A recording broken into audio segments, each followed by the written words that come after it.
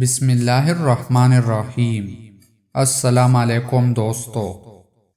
روایت ہے کہ حضرت عمر بن عبدالعزیز رضی اللہ عنہ جو کہ خلیفہ تھے، اس نے حجاج بن ارطاغ یا عدی بن ارطاغ حاکم بصرہ کو حکماً لکھا کہ سال بھر میں 4 راتوں کو خصوصی طور پر عبادت کا التزام و اہتمام رکھو، کیونکہ ان میں اللہ کریم اپنی رحمت کے دریا بہاتا ہے۔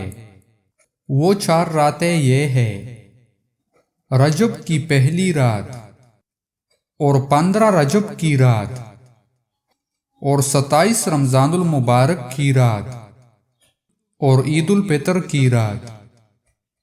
دوستو، مزید اسلامک ویڈیوز دیکھنے کے لیے ہمارے چینل کو سبسکرائب کریں اور ویڈیو کو لائک اور شیئر کریں۔